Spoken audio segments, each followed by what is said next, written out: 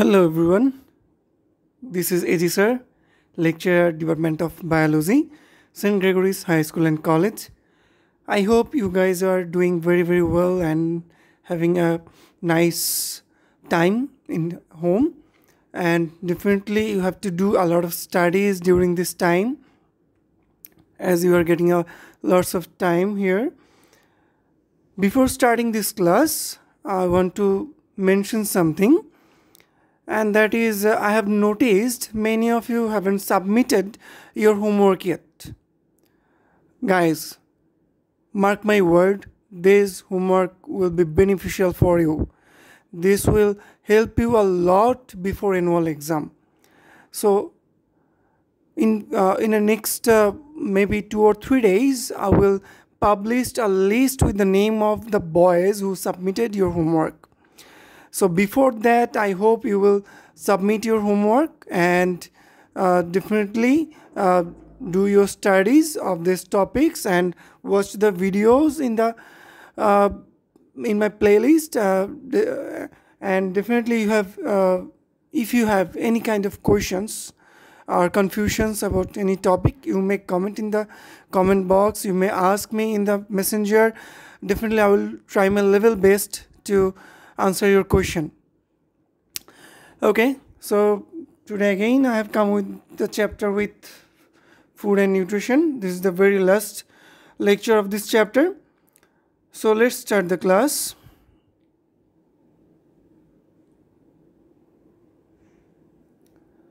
Today we are going to discuss some very important topics in this chapter, and these are the disease that has been described in this chapter, the disease caused by intestinal disorder, and these are dysentery, constipation, peptic ulcer or gastric ulcer, and last appendicitis.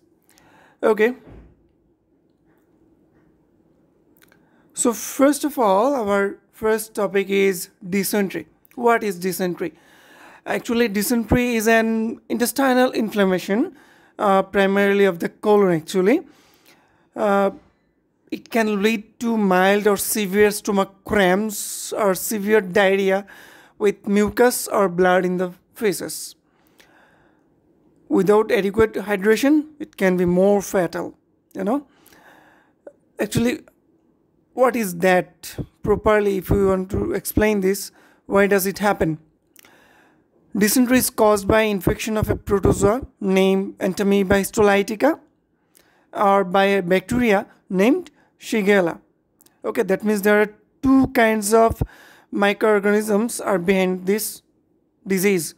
One is a protozoa named Amoeba histolytica, and another one is a bacteria named Shigella. So please write down these two microorganisms in your copy various times to learn these things, and definitely don't misunderstood or don't what should I say? Don't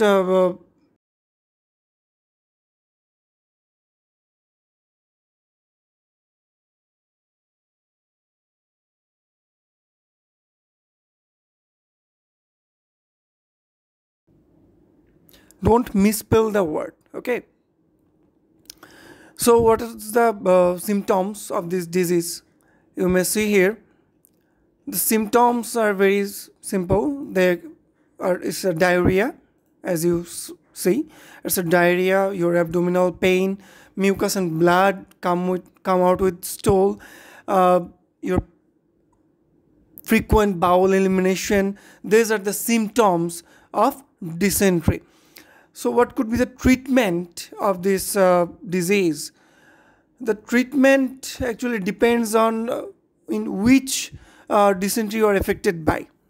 Is it mild, that has been affected by bacteria named Shigella, or it's ambiotic dysentery that is attacked by Amoeba histolytica? That means there are two kinds of dysentery. One is bacillary dysentery, another one is ambiotic dysentery.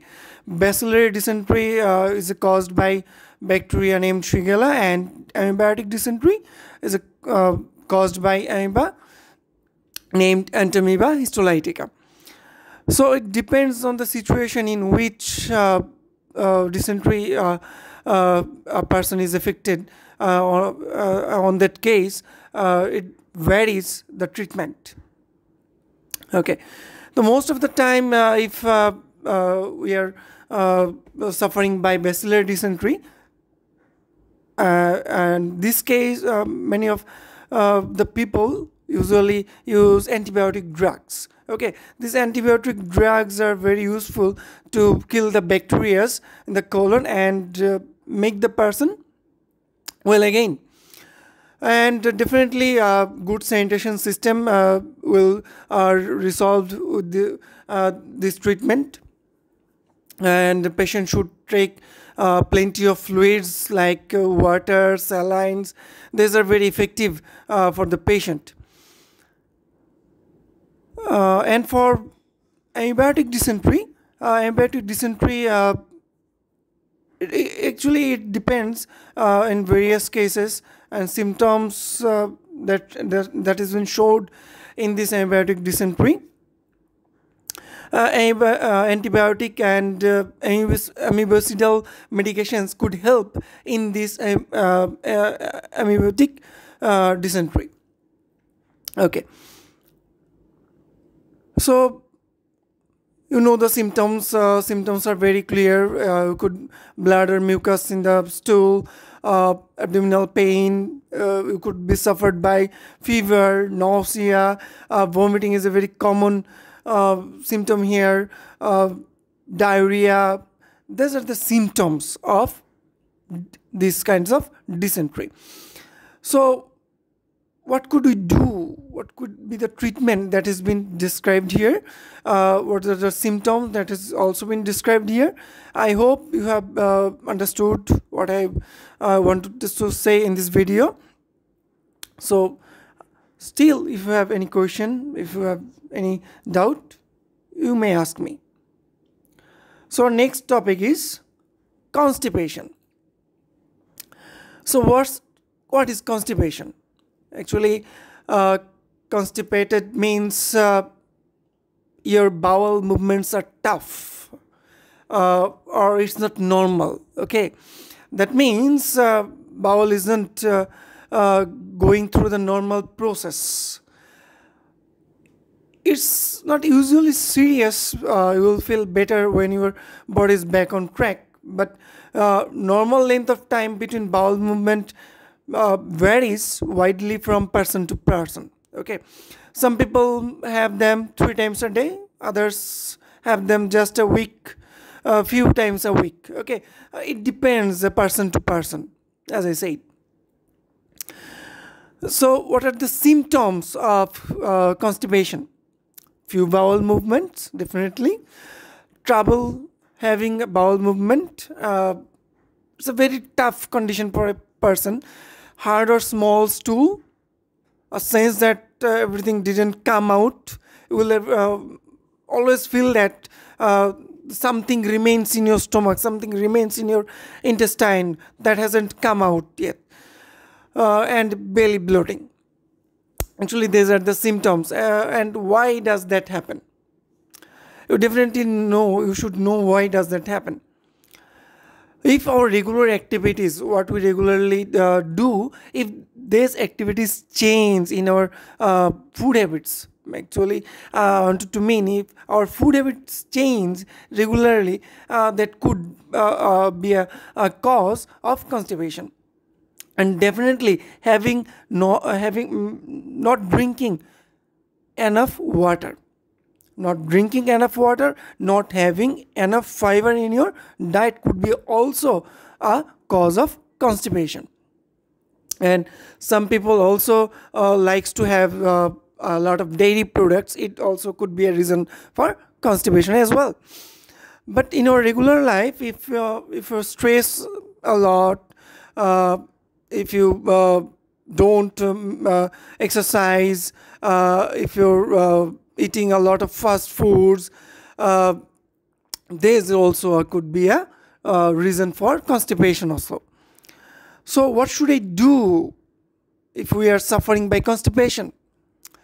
Definitely, first of all, you have to control your food habit. You have to control your diet. On that case, you can add some vegetables, fruits on your diet.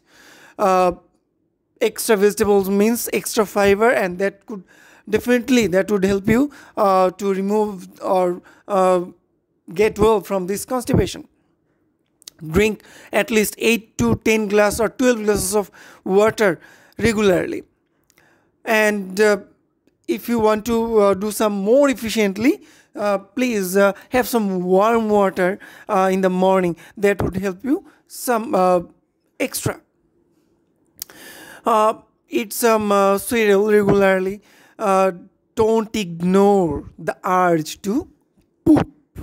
Okay, whenever you are feeling that you need to go to the toilet, and you need to do that.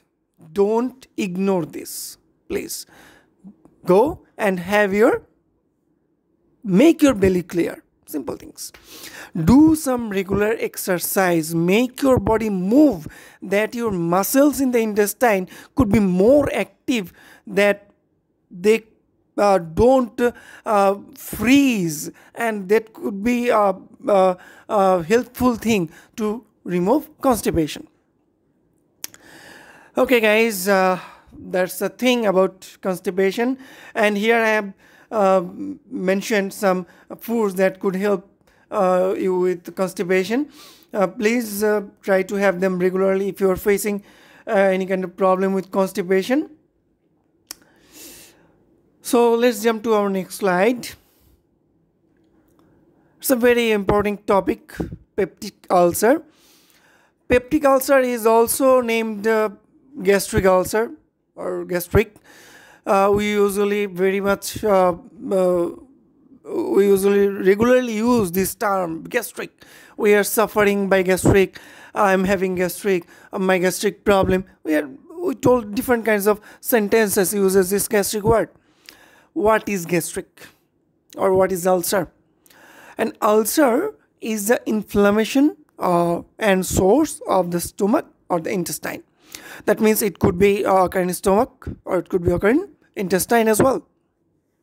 Okay, that means if my stomach or if my intestine is suffering some problem or having some source inside of it or in the inner wall of it, that could be addressed as ulcer. Okay, so there are two kinds of ulcer. Peptic ulcers could be two kinds of are there. One is gastric ulcer, what is duodenal ulcer. Gastric ulcer is very common, that is occur on the inside of the stomach.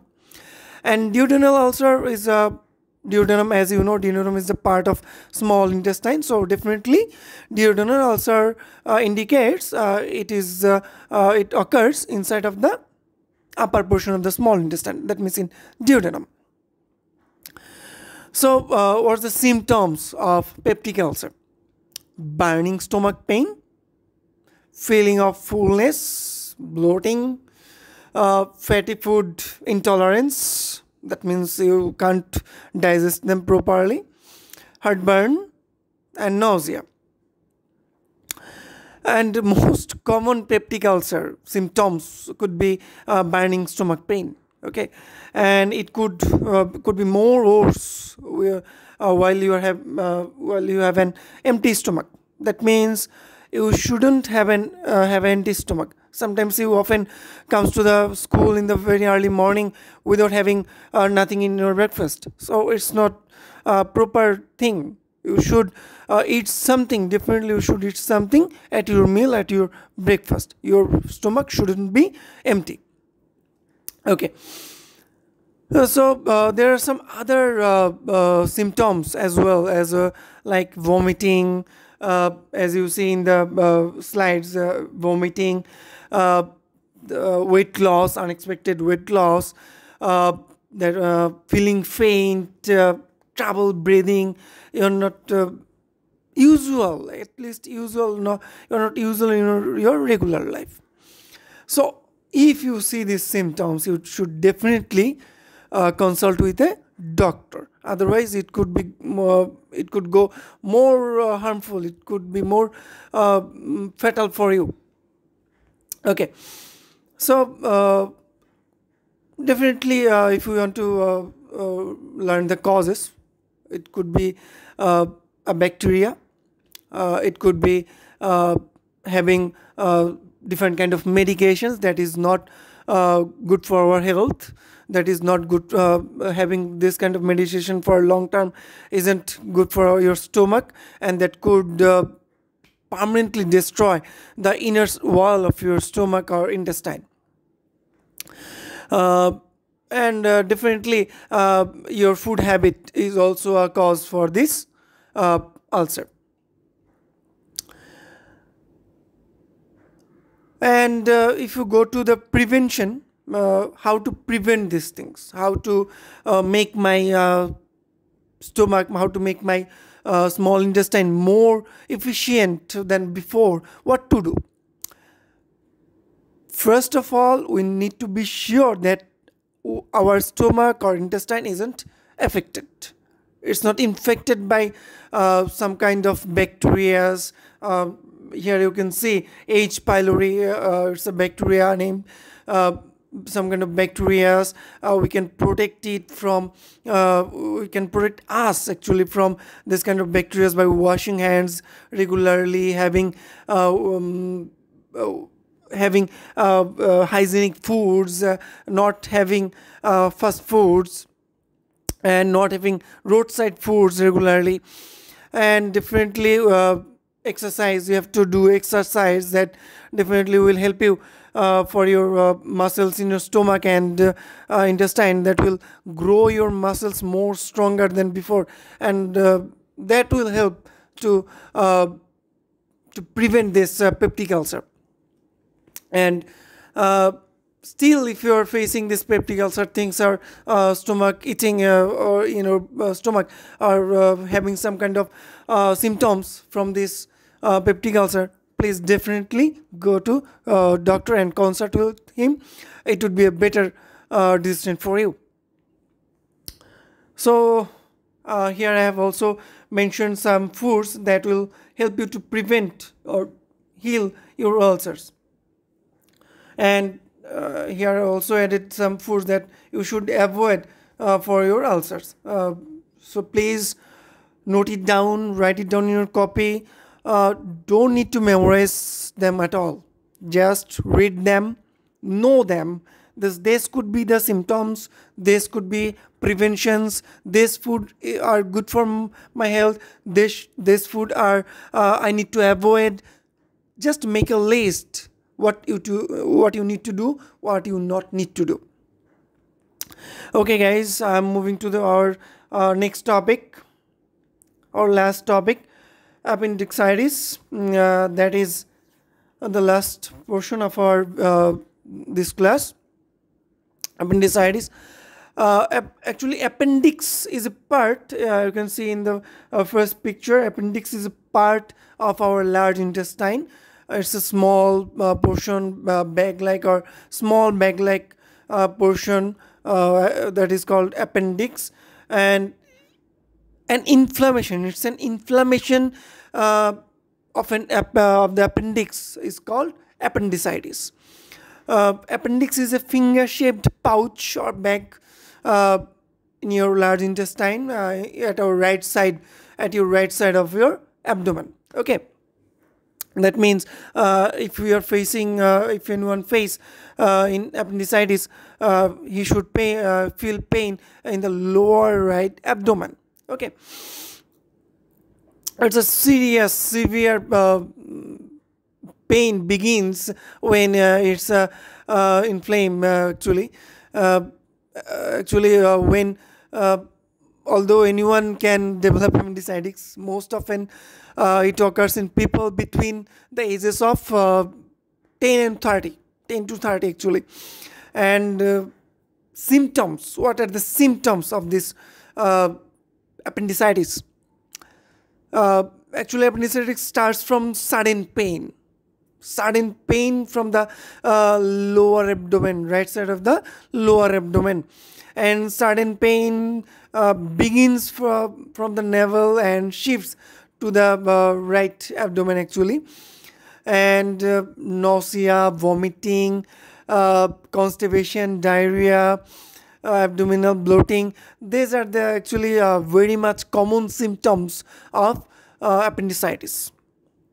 And if anyone face these problems, he should consult the doctor and should take an appointment with a doctor very urgently, because it's a very serious term. Your or anyone's can die actually by this appendicitis. So actually that was the class for today. If you like it, I hope you liked it.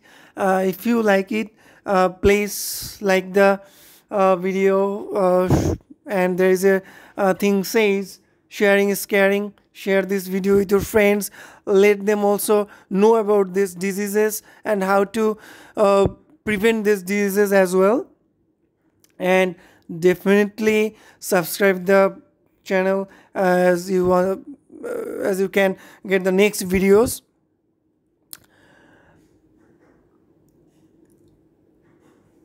So here is your homework for today. I hope you guys will do the homework and submit this homework as soon as possible before I publish the list of the students who submitted their homework. So make a note of the symptoms, diagnosis and prevention of the following diseases: dysentery, constipation, peptic ulcer and appendicitis, the diseases I have described here.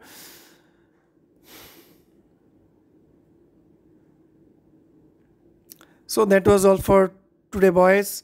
Stay home, stay safe with your family, and do your studies regularly. School is taking lots of steps to make your better studies, and I hope you guys will stay with that.